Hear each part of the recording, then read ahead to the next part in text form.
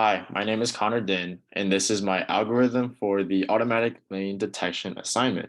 I will begin by describing this algorithm. So first, the code imports the NumPy and OpenCV libraries for math and computer vision related functions. Next, we'll go through a collection of these user-defined functions that I've gotten from class and some that I've developed myself.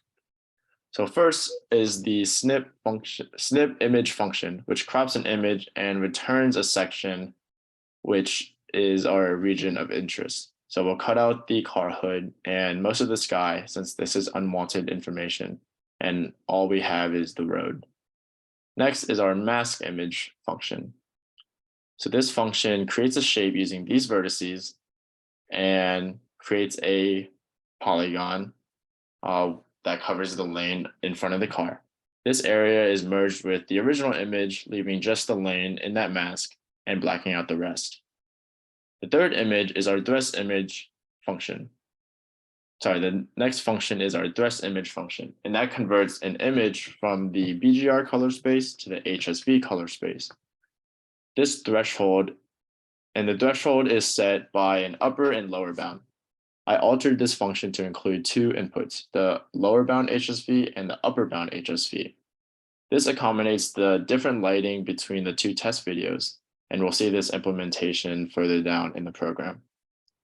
Our fourth function is the blur image function. This uses a Gaussian blur to smooth out the edges of the lanes as well as filter out noise in the image. And this has a kernel size of 21 by 21. The next function, edge image, uses a candy edge detection. So we'll see just the edges from the blurred image as a result. Next is the fine lines function. This uses a Hoff transform to detect lines in the image. This function will return the lines within the image, and we'll see some red lines whenever it detects some lines. Next function is the mean polar function. This calculates the average value of each polar coordinate. Later on in this program, you'll see that I separated the row and data values in the Hoff transform, in the Hoff lines of both the left and right lines. So this function will give the average value of those coordinates in a given frame.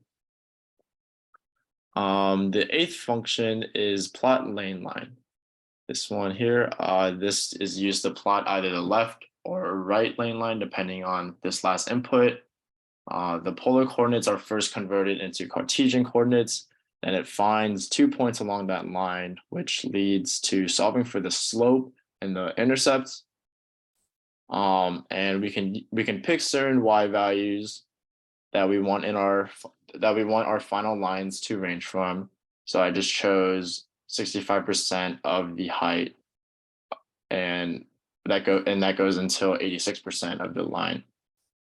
Sorry, 86% of the frame. And then we can find our x values based on that linear equation that we solved up here. This last section determines which side of the lane we want to draw the final line. So that came from this script input up here, or string input up here. And now we have finally arrived to our main function that executes the program. This function asks for the user input to play test video 1 or 2 and sets the upper and lower bounds of the HSV color space. So a history array is also initialized with other arrays in each of its elements. This will hold the polar coordinates of the frame as long as a Hoff line exists. I will expand on this soon, and the function then loops through each frame of the video. It calls the functions that we explained earlier and plot the lane lines in the image. So in this section down here, we separate the polar coordinates of the left and right lanes. And I determined that Hoff lines with data values of 0.55 times pi to 0.8 times pi are the right lanes, and 0.15 times pi to 0.45 times pi are the left lanes. If you think about it, if you think about the unit circle, the larger angles in the second quadrant kind of look like the right line, and the smaller angle in the first quadrant looks like the left line. So that makes a little sense with these angles. So next, Hoff lines may not appear in the frame, and this results in an empty array for a particular row or data array. This is where the history comes in handy. If there is an empty array, or in other words, the array length is 0, then we use the history value. We also want to update the history so it has an accurate value for the upcoming frame, which is done right here.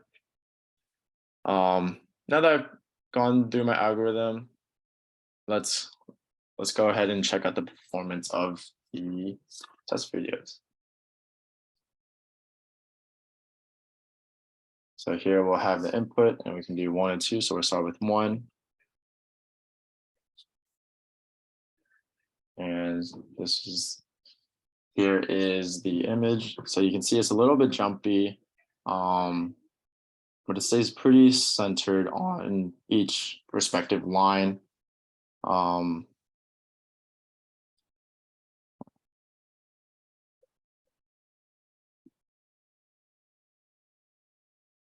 I think the left lane line is a little more jumpy. It relies more on the history as compared to the right lane line, especially there when you saw it stayed still for a few seconds.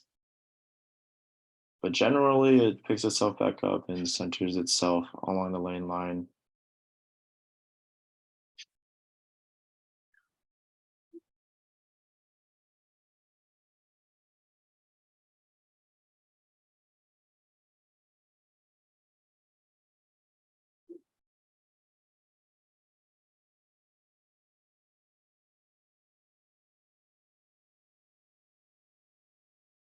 So yeah, I thought that performance pretty well. Now let's check out our second test video. So input number 2. And so we have this here. Again, it kind of relies on the history a little bit, but it gets the main direction of the left and right lane line. Now, this is a different lighting, so we needed a different HSV values. And we're also crossing a lane here, and it doesn't really detect the lane too well, but as soon as it gets into the lane, then we get settled. Also, when the shadow comes in from the car on the left, you'll see that it relies on the history even more for even a longer period of time, especially on the dashed lines. But when it gets to the solid line, it gets a little better.